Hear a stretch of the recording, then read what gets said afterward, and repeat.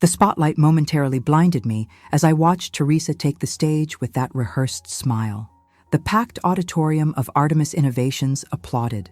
My heart pounded against my ribs as if trying to escape. 3 months of sleepless nights, endless spreadsheets, and innovations that changed the company's direction were about to be presented by her. It is with immense pride that I present Project Icarus, a revolution in the renewable energy market. Teresa spoke with the confidence of someone who had truly created something. Her voice echoed through the hall as executives from across the country nodded, impressed. I clutched the small pen drive in my pocket until I felt my nails pierce my palm. There were the original versions, all with my metadata, dates, and the 347 revisions I made alone. Alone.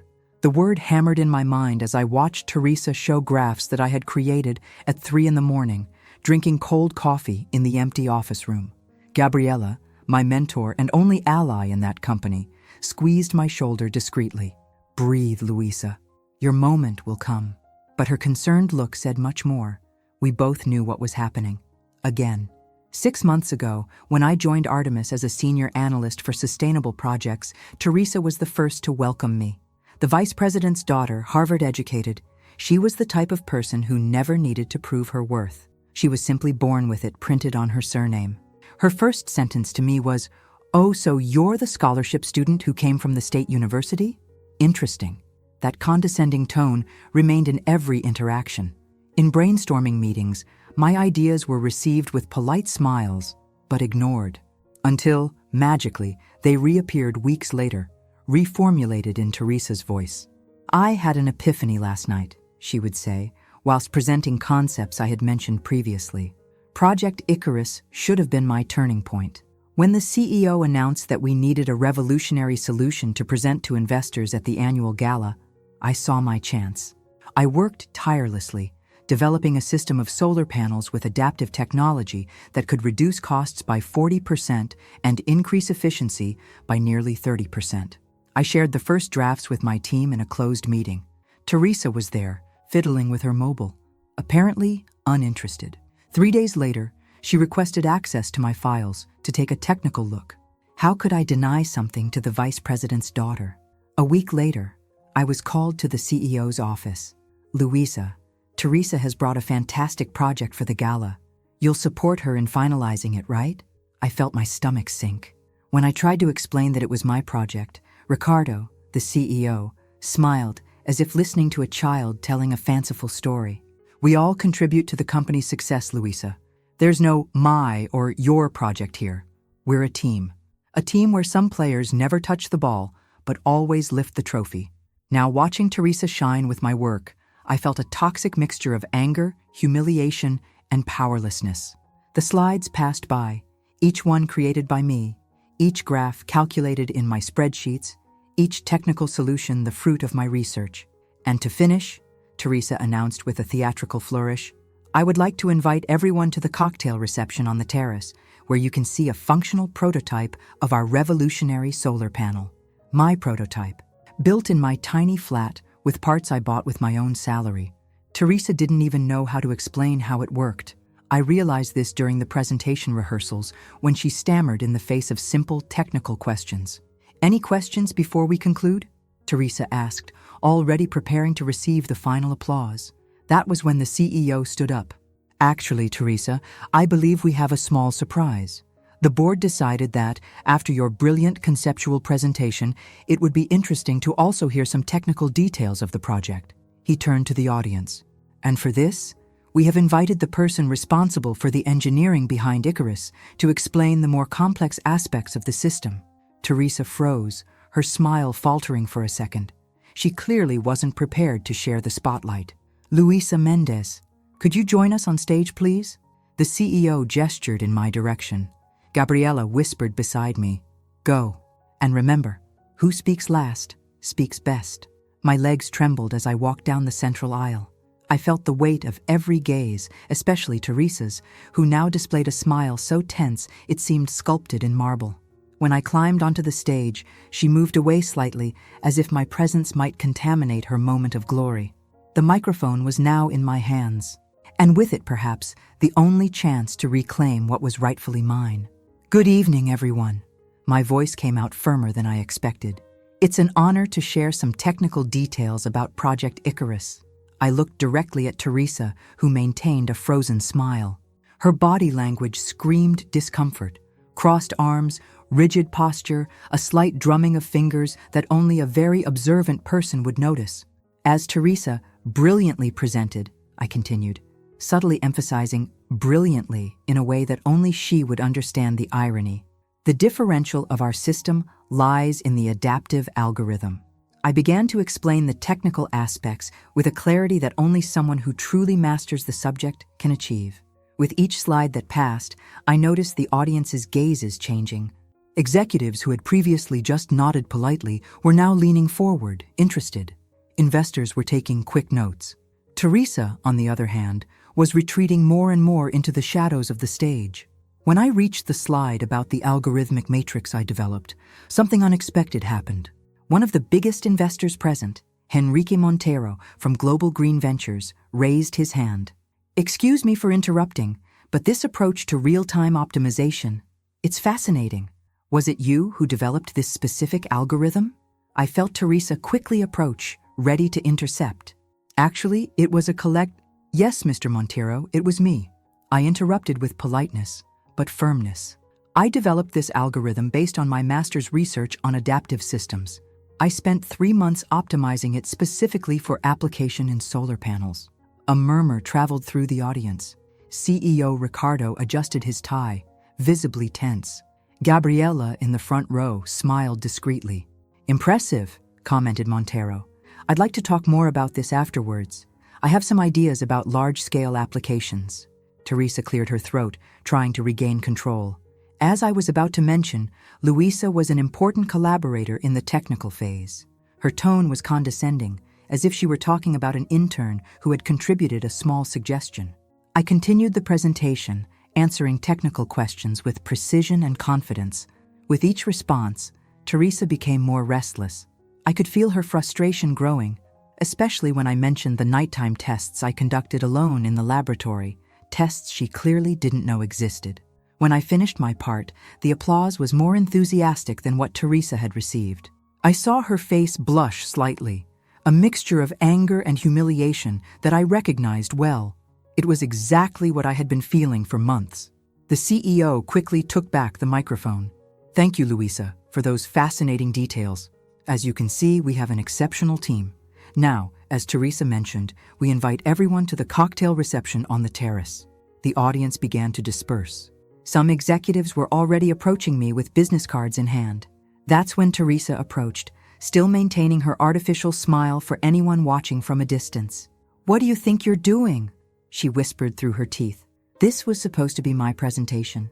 Just like it was supposed to be my project? I replied in the same low tone.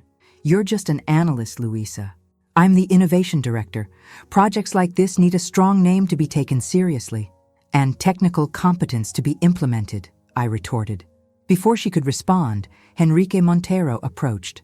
Miss Mendez, impressive work. I would very much like to discuss possible applications of your algorithm in other sectors. Teresa immediately switched to professional mode. Mr. Montero, as project director, I can assure you that we are open to partnerships. Montero smiled politely. Of course, but I would like to hear specifically from Luisa about the technical aspects. He turned to me. By the way, you mentioned a prototype? Yes, I replied. It's on the terrace for demonstration. Excellent. Let's see it then. He offered his arm, which I accepted, leaving Teresa behind. On the terrace, the prototype was attracting attention. Several executives clustered around it, fascinated by the elegance of the design and the demonstrated efficiency.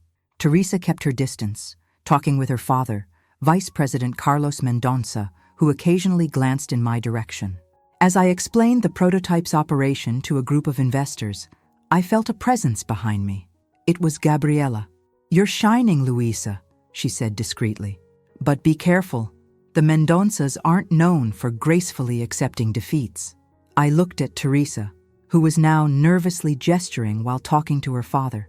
He nodded seriously and headed towards the CEO. What do you think will happen? I asked Gabriella. I've known this company for 15 years. Teresa has never been questioned or overshadowed. You just broke an unofficial record. She smiled sadly. Tomorrow will be an interesting day.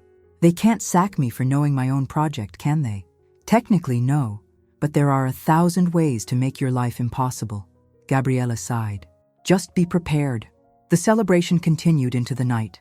I exchanged cards with important investors, received sincere compliments from engineers from other companies, and even CEO Ricardo came to congratulate me, although his smile didn't reach his eyes. When I finally had a moment alone, I took refuge in a quiet corner of the terrace. The city sparkled below, thousands of lights that seemed to reflect the possibilities that were now opening up before me. For the first time in months, I felt genuine pride in my work. I was so absorbed in my thoughts that I didn't notice the approach of Carlos Mendonça, the vice president and Teresa's father. Impressive presentation, Miss Mendez. His voice was soft, but carried an implicit weight. Thank you, Mr. Mendonça. You know, I've always valued initiative in our employees. He took a sip of his whiskey. But I also value hierarchy and respect for internal processes. I believe I demonstrated both, sir. He smiled coldly. Teresa told me about your ambition. It's admirable to a certain point. I wouldn't call it ambition, sir. I just seek fair recognition for my work. Carlos chuckled softly. We all do, don't we? But there are appropriate ways to rise in a company like ours. He moved a little closer. Remember, winning teams maintain harmony, and Teresa is a fundamental piece in our corporate strategy. The veiled threat hung in the air between us. Before I could respond, he added, I expect to see you at tomorrow morning's meeting. We're going to reorganize some responsibilities for Project Icarus. I'm sure you'll understand the need for adjustments. With a pat on my shoulder, he walked away, leaving me with a knot in my stomach. The message was clear. My moment of glory had been temporary. Tomorrow, the natural order of Artemis Innovations would be restored, with Teresa at the top and me back in the shadows, or perhaps not. As I watched Carlos join Teresa, who immediately cast a victorious look in my direction, I felt something crystallize within me, a cold, calculated determination that I had never experienced before. The pen drive in my pocket seemed to burn. Evidence, dates, revisions, all documented. And now, after tonight's presentation, I had something even more valuable: visibility, contacts, the direct interest of powerful investors. I took my mobile and scrolled to the digital card Henrique Montero had sent me. Call me if you want to discuss opportunities beyond Artemis, he had said discreetly. Tomorrow's meeting wouldn't be what Carlos and Teresa expected. It wouldn't be the end of my story in Project Icarus. It would only be the beginning. The meeting room on the 27th floor emanated tension. 8 senior executives seated around the mahogany oval table, all in their impeccable suits, all avoiding eye contact with me. Teresa, seated to her father's right, displayed a serene smile. Carlos Mendonça, at the head of the table, consulted some documents with false concentration. CEO Ricardo nervously flipped through a folder. It was 8:07 in the morning, and I had slept only 2 hours. I spent the early hours meticulously preparing for this moment. Well, let's begin. Carlos cleared his throat, taking control of the meeting as if he were the CEO, not Ricardo. After the success of yesterday's presentation, we need to align the next steps for Project Icarus. Teresa?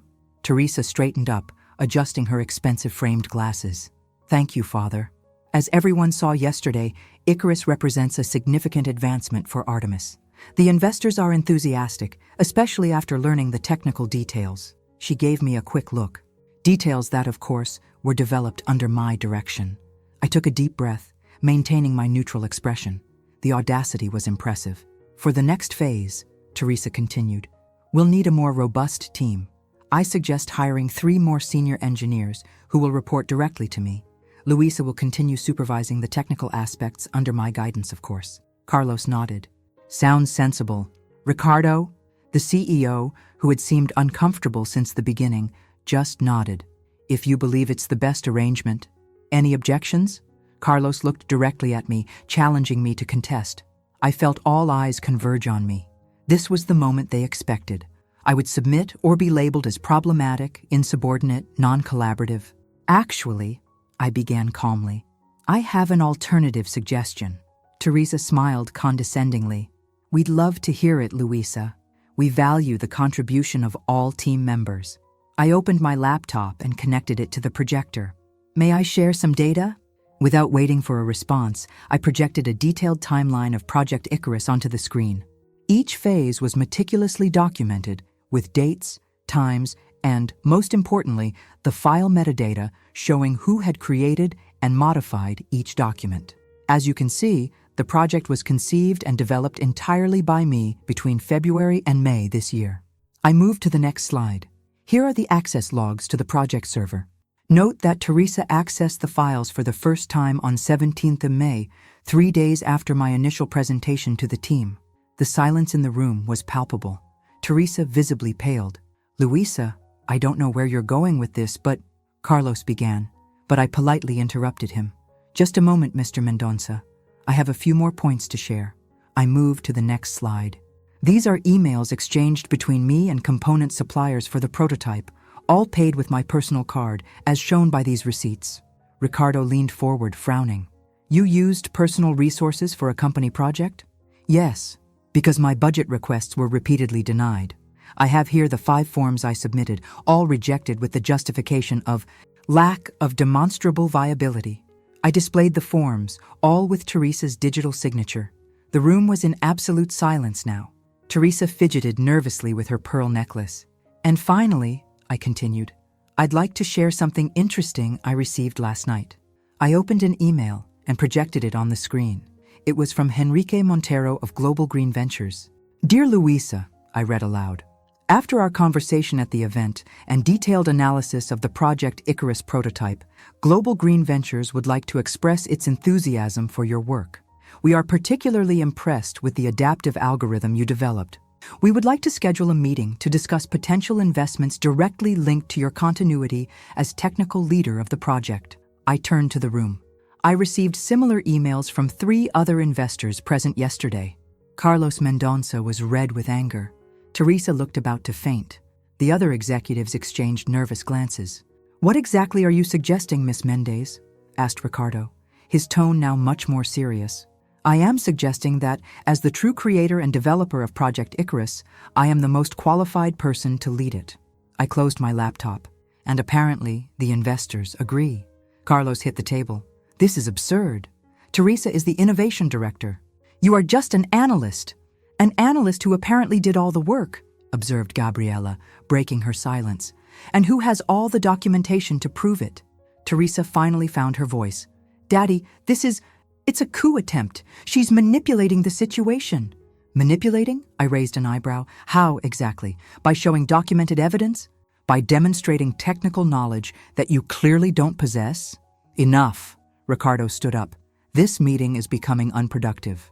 I agree, I replied calmly. That's why I prepared a concrete proposal. I distributed folders to everyone at the table. My suggestion is simple. I will be promoted to Technical Director of Project Icarus, reporting directly to the CEO. Teresa can maintain her title of Innovation Director and continue as spokesperson for investors if you so desire. Or, Carlos narrowed his eyes, realizing there was more. Or tomorrow morning, I will submit my resignation letter. And in the afternoon, I have scheduled meetings with Global Green Ventures, the Sustainable Future Fund, and Ecotech Investments, all very interested in my adaptive algorithm.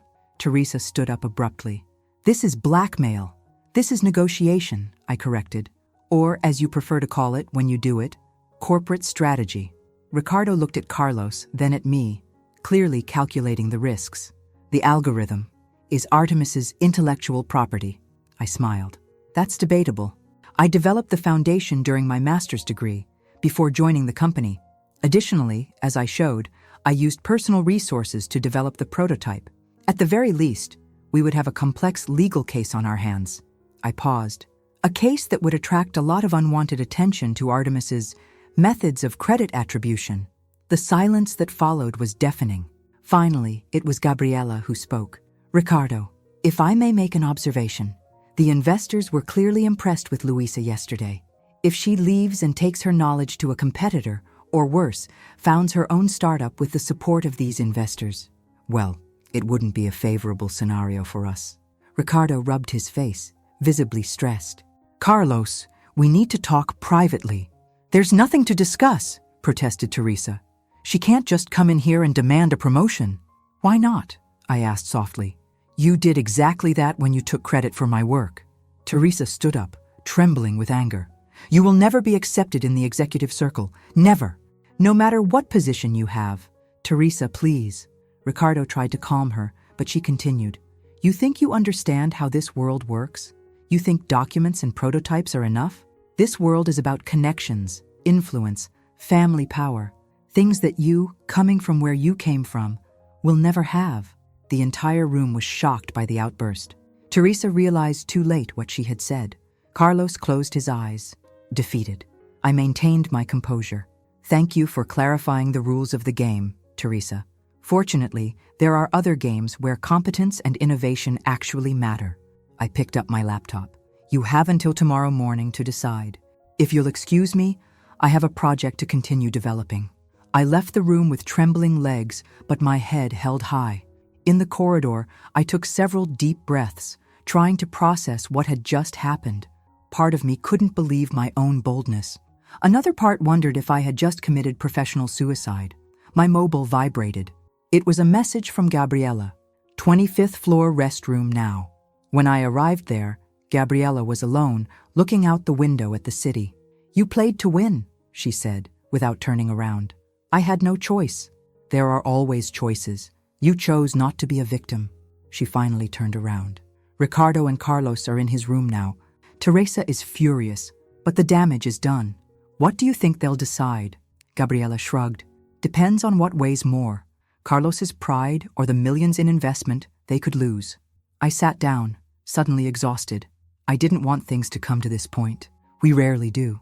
Gabriela sat down beside me. But Teresa has spent years taking credit for other people's work. You're just the first who gathered enough courage and evidence to confront her. Other people? This caught me by surprise. Why do you think I'll retire in 2 months, at only 52? I've lived through this cycle too many times. She smiled sadly. Some of us choose to leave. You chose to fight. We sat in silence for a few minutes, absorbing the magnitude of the moment. What do I do now? I finally asked. Now, said Gabriela, standing up. You go back to your desk, work on the project as if nothing happened, and wait. Don't show weakness. Don't show doubt. And prepare for any outcome. Including being escorted out of the building? Especially that, she smiled. But something tells me Ricardo is too pragmatic to let you leave here with that algorithm. I spent the rest of the day in a strange limbo. Colleagues looked at me curiously. News travels fast in corporate environments. Teresa didn't appear in her office. Ricardo and Carlos remained locked in meetings. At 17:45, as I was preparing to leave, I received an email from Ricardo. My office, 18 Sa. The moment of truth had arrived. At precisely 18 Sa, I knocked on Ricardo's office door. My heart was pounding in my throat, but I maintained the serene expression I had been practicing in the women's loo mirror for the past 15 minutes. Come in. Ricardo's voice sounded controlled, professional. Upon opening the door, I found not only Ricardo, but also Carlos Mendonça. No sign of Teresa. Her absence was as significant as her presence would have been. Please, sit down. Ricardo gestured to the chair in front of his desk. Carlos remained standing by the window, looking at the darkening horizon of the city. We spent the afternoon reviewing the situation, began Ricardo, joining his fingertips. We consulted our legal department, finance, and also spoke with some of the main investors interested in Project Icarus. I remained silent, waiting. Your presentation this morning raised serious questions about our internal protocols, he continued, carefully choosing his words. Questions that will need to be addressed structurally. Carlos finally turned from the window. Let's get straight to the point, Miss Mendez. Your conduct today was insubordinate and potentially harmful to the company's image.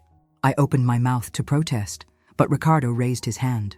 However, he interrupted, we also recognize that there were failures in the process of attributing and recognizing your work. Failures? I couldn't help the incredulous tone. Mr. Ricardo, with all due respect, they weren't failures. It was deliberate appropriation of my work. Carlos stiffened, but Ricardo nodded slowly. Regardless of how we characterize what occurred, Ricardo continued, We have reached a decision. He slid a folder towards me. This is our proposal. I opened the folder with surprisingly steady hands. As I read the pages of the document, my eyes widened.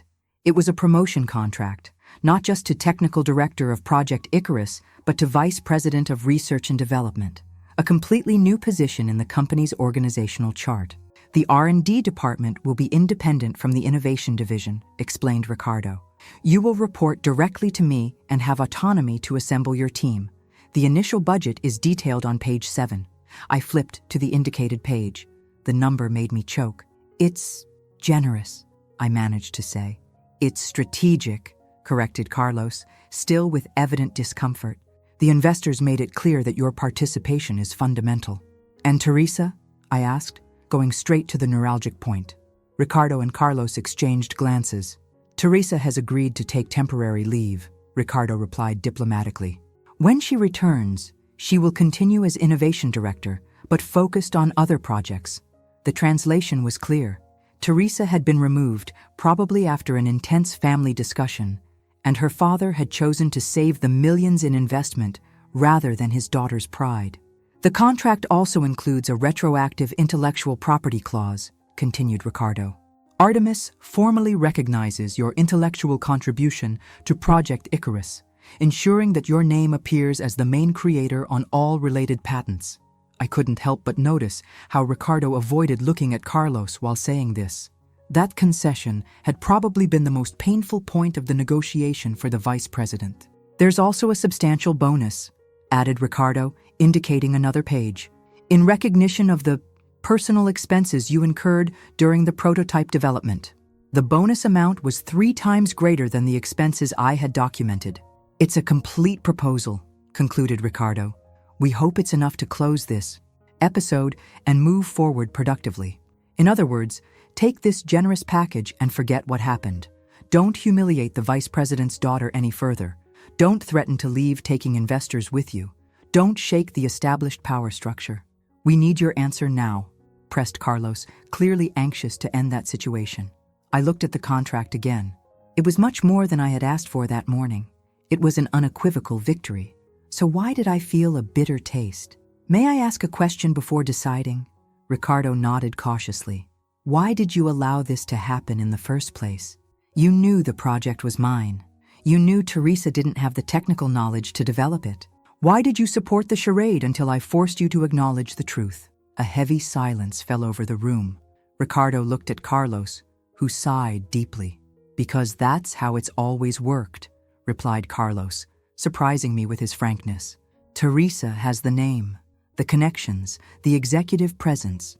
People like her are the face of innovation. People like you are the invisible engine. And you think that's right?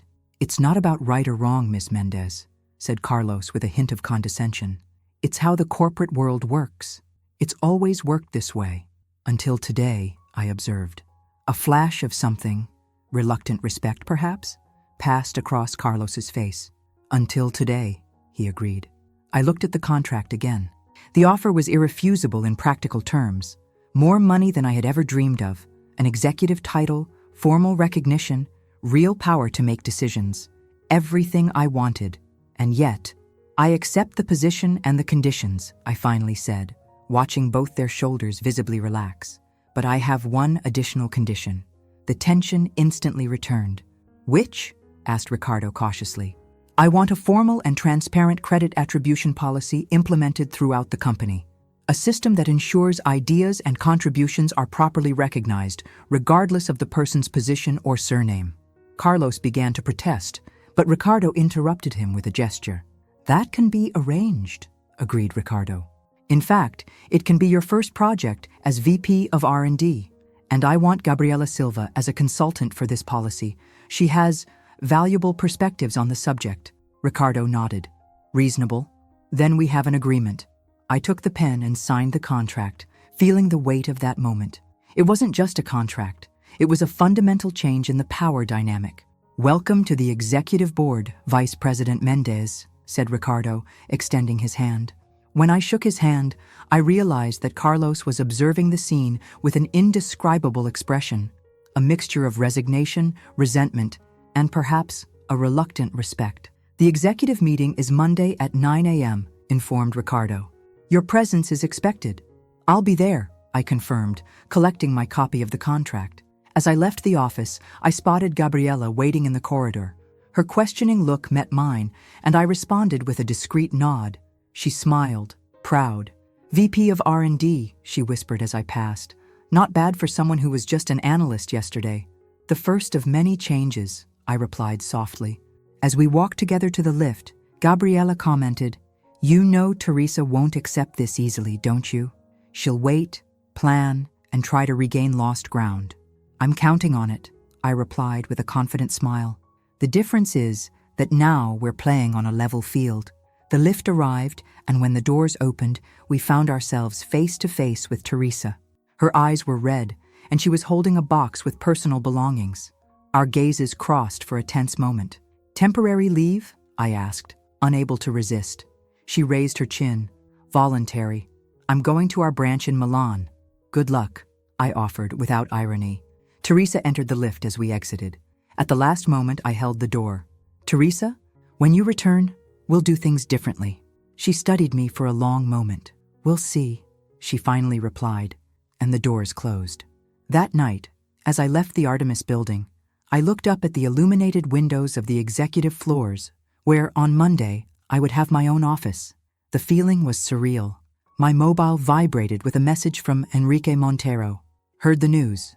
Congratulations, VP Mendez. Still interested in that algorithm. Dinner tomorrow? Life was about to change drastically. The path wouldn't be easy. I had challenged the status quo, and the status quo always fights to preserve itself. Teresa wouldn't be my only adversary. There would be resistance, politics, sabotage attempts. But for the first time since I entered that company, I felt I was fighting on fair terms. And that, for now, was victory enough. 6 months had passed since that night on the terrace and the subsequent corporate battle. Artemis Innovations had changed significantly under the new structure. My R&D department had grown to a team of 23 people, all selected for merit and technical competence, not for family connections or influential surnames. Project Icarus had advanced to the pilot implementation phase, with 3 large solar installations using our technology. The preliminary results exceeded even our most optimistic projections: 42% cost reduction and 33% increase in energy efficiency. The company's shares had appreciated 27% since the announcement of the first results. The credit attribution policy we implemented with Gabriela's consultancy, now officially a member of the advisory board, had become a case study in corporate ethics.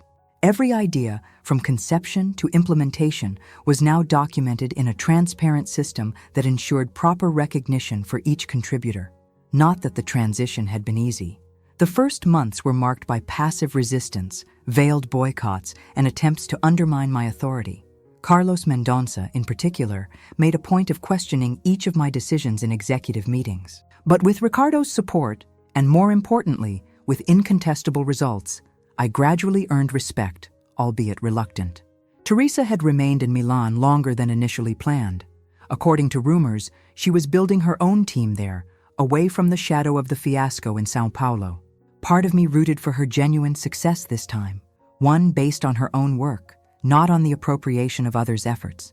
On that specific morning, I was reviewing the latest project reports in my office on the 28th floor when Ricardo entered without knocking, a privilege he granted himself as CEO. "We have a situation," he announced, closing the door. "Problems with the installation in Chile?" I asked, immediately concerned. "No, nothing technical." He hesitated. "Teresa is coming back." I felt a knot in my stomach, but kept my expression neutral. It was expected eventually. "Yes, but not like this." Ricardo seemed genuinely concerned. "She convinced the Sustainable Future Fund to finance a project competing with Icarus, something called Project Daedalus. Daedalus, Icarus's father in mythology. The symbolism couldn't be more obvious. "And what exactly is the situation?" I asked, maintaining my calm. "The SFF is considering withdrawing its investment from Icarus to concentrate resources on Daedalus. Apparently, Teresa promised efficiency 10% superior to ours. Based on what? We haven't seen any technical publication, any prototype. Based on intellectual property developed independently in Milan," Ricardo quoted. Carlos is furious, not with her, of course, but with the situation. He thinks you should immediately incorporate her project into your department. To save her again? I couldn't hide the sarcasm. Ricardo sighed. To save the investment. The SFF represents 30% of our funding. I leaned back in my chair, assessing the situation. Teresa had played astutely. She couldn't attack me directly, so she threatened the project as a whole. A calculated move that positioned her as a potential savior, if I yielded. When does she arrive? This afternoon. There will be an extraordinary board meeting at 16. I understand. I looked at the clock. 10:27. Just under 6 hours to prepare my strategy. Thank you for letting me know. When Ricardo left, I immediately called Gabriela. I need your wisdom, I said as soon as she answered. Teresa is coming back, and not for a reconciliation. At 15:45, I entered the executive meeting room perfectly prepared. Every detail had been considered, from the navy blue suit I chose, color of confidence and authority, to the concise presentation on my tablet. Gabriela was already there, as were most executives, all murmuring in small groups. Carlos was talking intensely with Ricardo in a corner. By his agitated gestures, the discussion was not friendly. At 15:57, the doors opened and Teresa entered. The transformation was remarkable. Her look was stronger, more confident, shorter hair, more assertive clothes, firmer posture. Milan had done her good, at least aesthetically. Our gazes met briefly. There was no longer that condescension from before, only a cold determination.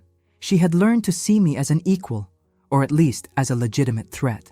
Exactly at 16:00, Ricardo called the meeting to order. As everyone knows, we're here to discuss an unexpected situation related to the funding of our renewable energy projects. He gestured to Teresa. Director Mendonça, please present your proposal. Teresa rose with studied grace. Thank you, Ricardo. It's good to be back. She activated her presentation on the big screen. During my stay in Milan, I identified significant opportunities to enhance the concepts we developed in Project Icarus. I noted the subtle use of "we developed," as if she had been an integral part of the creation. Project Daedalus represents not a competition, but a natural evolution of the established principles. Her slides showed impressive graphs of efficiency and return on investment. With my team in Milan, we managed to optimize the adaptive algorithm to achieve gains 12% superior to the current ones. A murmur ran through the room. Teresa continued, detailing the supposed innovations of her project. To any casual observer, her presentation would seem impeccable. But to me, trained in the technical details of the original algorithm, something seemed fundamentally wrong in her explanations. The Sustainable Future Fund has already expressed interest in redirecting its investment to Daedalus, concluded Teresa. But I believe we can create greater value by integrating it into the existing R&D department, unifying our efforts. In other words, she wanted to return as co-leader, at minimum, of the expanded project. Questions? Teresa smiled confidently. Several, actually, I replied, standing up. First, I'd like to see the detailed technical specifications of the optimizations you mention. Teresa hesitated for just a second. I can share a summarized version right now, but the complete details involve sensitive intellectual property that I prefer to discuss in a more restricted environment. Understandable, I conceded. Second question, you mentioned optimizations in the adaptive algorithm. Could you explain exactly which parameters were modified? Her smile faltered slightly. We reimagined the learning function to incorporate additional environmental variables, mainly related to micro-regional climate patterns. The answer was technically correct, but generically vague.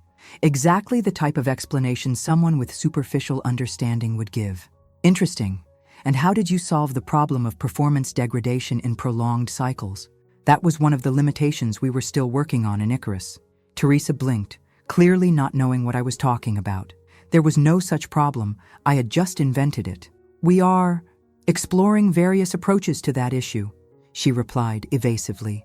That's when I was certain. Teresa had no real evolution of the algorithm. Project Daedalus was, at best, a superficial copy of Icarus with inflated promises. At worst, a complete bluff. One last question, I said, keeping my voice perfectly neutral. You mentioned that the SFF is interested in redirecting the investment. Do you happen to have this documented? I have a letter of intent, Teresa replied, a bit defensively. I can share it after the meeting. That won't be necessary, I replied, sliding my tablet to the center of the table. I just received a message from Alexandra Vasquez, CEO of the SFF. I activated the projection so everyone could see the email on the screen. Dear Vice President Mendez, I read aloud. In response to your inquiry, I confirm that the Sustainable Future Fund maintains its full commitment to Project Icarus. Although we were recently approached with an alternative proposal, our technical evaluation did not identify significant advantages that would justify a change in direction. We remain enthusiastic about the current and projected results under your leadership. The silence in the room was absolute. Teresa had visibly paled. Curious, I commented. There seems to be some misunderstanding about the SFF's position. Carlos Mendonça finally intervened. This is irrelevant. The question is whether there is technical merit in Teresa's proposal, regardless of the investor's current positioning. I completely agree, I responded with sincerity. That's why I would like to propose an objective approach. I stood up and distributed folders to everyone present. This is a proposal for an impartial evaluation protocol for the supposed enhancement of Project Daedalus. What does this mean exactly? Asked Ricardo, leafing through the document. Simple. If Daedalus really offers the promised improvements, my department has every interest in incorporating them. I propose a comparative test supervised by an independent technical commission. If the results are confirmed, we will integrate the innovations and properly recognize Teresa's and her team's contribution. It was an irrefutable proposal. If Teresa had really developed legitimate improvements, they would be validated and implemented. If, as I suspected, Daedalus was just a political maneuver, this would be evidenced without me having to accuse her directly. Teresa seemed cornered. Refusing would be admitting she had no confidence in her own project. Accepting meant submitting to scrutiny that would probably expose the fragility of her proposal. It seems premature, Teresa tried. Daedalus is still in the initial phase of development. I understand, I replied with genuine sympathy. In that case, perhaps it's better to wait until the project is more mature before we discuss integration or redirection of investments. Carlos realized the situation was deteriorating for his daughter's side. I think we're rushing things. Teresa has just returned and needs to reintegrate into the São Paulo operation. Ricardo, always the pragmatist, intervened. VP Mendez's proposal seems reasonable and fair. Teresa, when do you believe Daedalus will be ready for this comparative evaluation? All eyes turned to Teresa. Her face was a mask of control, but her eyes revealed the internal struggle. 3 months, she finally replied. We need 3 months to finalize the functional prototypes. Perfect, agreed Ricardo. We'll revisit the matter then. Meanwhile, Teresa will resume her role as Innovation Director, focusing on new projects unrelated to Icarus. The meeting ended shortly after. Teresa left quickly, avoiding eye contact with everyone. Carlos followed her, giving me a furious look. Gabriela approached as I gathered my materials. Brilliant, she murmured. You didn't accuse her of anything, just created a mechanism for the truth to emerge naturally. I learned from the best, I replied, smiling at my mentor. What happens in 3 months? I shrugged. One of 2 possibilities. Either Teresa really develops something valuable and we all win, or she'll find an elegant reason to redefine Daedalus as something completely different, no longer comparable to Icarus. Would you really accept incorporating her ideas if they were legitimate? Without hesitation, I replied with sincerity. It was never about ego or power, Gabriela. It was about fair recognition and merit. As we walked towards the exit, Ricardo caught up with me. Impressive how you handled that, he commented. When I learned Teresa was coming back with that proposal, I imagined we would have another explosive confrontation. I learned that I don't need to shout to be heard, I replied. I just need to ensure that truth has a clear path to emerge. In the lobby, I spotted Teresa alone near the lifts. I made an impulsive decision. Give me a minute, I said to Gabriela and Ricardo, heading towards where Teresa was. She saw me approach and visibly stiffened. Come to gloat over the victory? She asked bitterly. No, I came to make a sincere proposal. Teresa raised an eyebrow, skeptical. If you really have ideas to improve Icarus, I'm genuinely interested. My department has several research fronts that could benefit from new perspectives. Why would you do this? You won. You have the position, the recognition, everything. Because it was never a competition for me, Teresa. It was about doing the work properly and receiving due credit for it. The lift arrived, and Teresa hesitated before entering. Think about it, I added. My door is open. She held the lift door. Why don't you hate me? I would have destroyed your career without thinking twice. Maybe that's why I'm where I am now, and you're trying to rebuild your reputation, I replied without malice. Teresa studied my face for a long moment. You are a formidable adversary, Luisa Mendez. I prefer to think we could be formidable allies. The doors closed, and Teresa disappeared from view. I didn't know if she would accept my offer of professional reconciliation. Probably not. Some wounds to the ego take a long time to heal, and some people prefer to hold grudges rather than build bridges. But the offer was made. The rest was up to her. When I left the building that afternoon, the sunset painted São Paulo's skyline with shades of orange and purple. 6 months ago, I was just an analyst whose work had been stolen, forced into a desperate act of professional self-defense. Today, I led an entire department. My name was on the Icarus patents, and executives from other companies regularly called to check my availability. I thought about the last thing Gabriela told me before we parted. Did you know Ricardo is considering early retirement next year? So what? I asked, not immediately realizing the implication. She smiled enigmatically. So the board is already discussing succession, and your name is being mentioned with surprising frequency. CEO of Artemis Innovations, a possibility that even in my most ambitious dreams I hadn't considered 6 months ago. As I walked to the car park, my mobile vibrated with a notification. It was an email from Teresa. Coffee tomorrow at 9 a.m.? I have some legitimate ideas to discuss. No tricks this time. I smiled and replied, confirmed. My office or yours? Her response came instantly. Yours. I need to get used to the view from the 28th floor. Perhaps there was hope after all.